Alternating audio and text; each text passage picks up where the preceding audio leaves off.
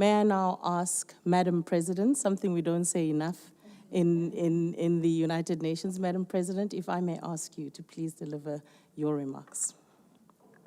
Thank you very much, Your Excellency Minister Emma Kantema, Madam Deputy Secretary General, Madam Executive Director of UN Women, Special Envoy of the African Union, Excellencies, ladies and gentlemen. Normally, anniversaries are something where you don't single out individuals because it's always a team sport to achieve something. But for me, it was important to come, even though I have to leave quite soon again for the legal advices, because I would really like to appreciate Namibia's role, not only for organizing these discussions here, but having been one of the champions for women, peace and security and humanitarian action over 25 years. And as we are facing backlashes these times, one has to say even more that in some areas, especially for women's rights and especially for women, peace and security, it needs this leadership role. And therefore, I would like to underline again that it was especially your country, Madam Minister, that decades ago partnered together with civil society, with United Nations or organizations and institutions, and lobbied for women to play a leading role in peace and security. And I learned a wonderful slogan from Amina, the Deputy Secretary General, that it's not about having a chair at the table for women at peace and security, but by now it's really bringing the table if you want to ensure peace and security. And I was speaking to some delegations here before who also were engaging heavily in these kind of negotiations. The good thing, besides all the backlashes right now, is we are many and we are here and we will stay. Because it's crystal clear that it's not only about women's rights, it's not only about women's security, it's about human security. And without having women equally, which means obviously 50%, at the table, there will be never long-lasting peace and security. So women are not only there to be discussed as victims of conflict, women are peacekeepers, women are decision makers, women are legislators, women are arbitrators and mediators, healers and storytellers. More practically, Resolution 1325 has helped to lift the barriers to meaningful participation for women and girls in the sector of peace and security.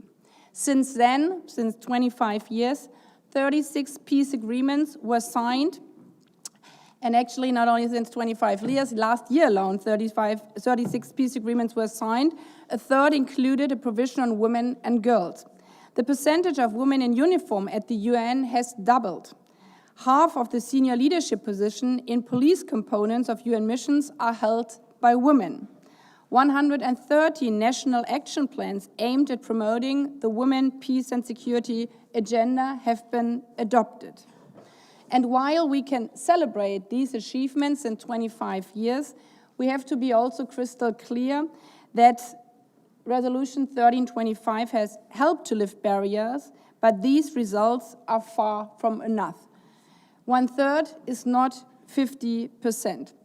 And unfortunately, we have seen in the last months, also years, but also especially in the last months, that the issue of underlining that peace and security needs active women engagement has faced some backlashes.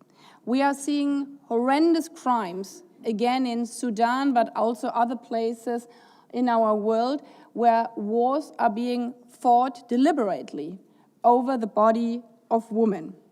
And we have also understood that if we are not continuing to speak up, we will have backlashes as well.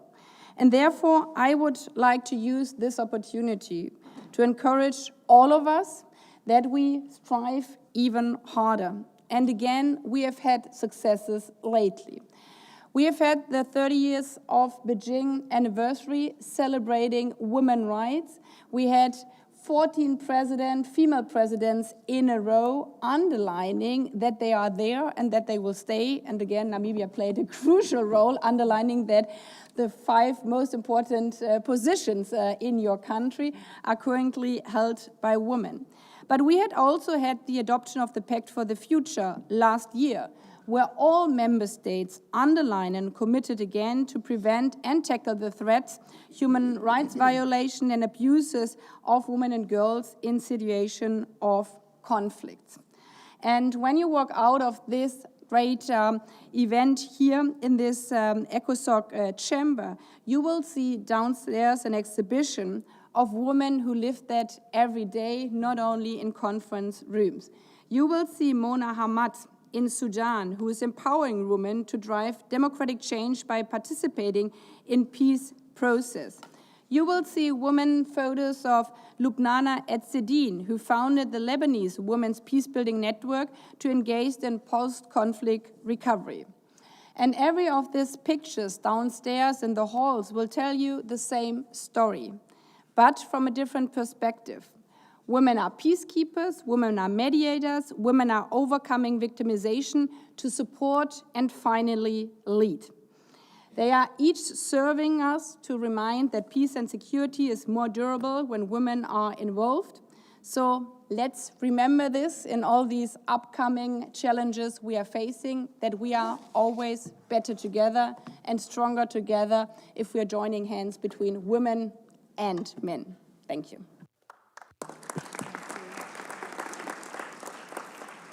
Thank you. Thank you, Madam President, for those powerful remarks. And we do understand that the exigencies of your schedule don't allow you to be with us further, but we do appreciate that you've taken the time to be with us and to share that powerful reflection. Thank you very much.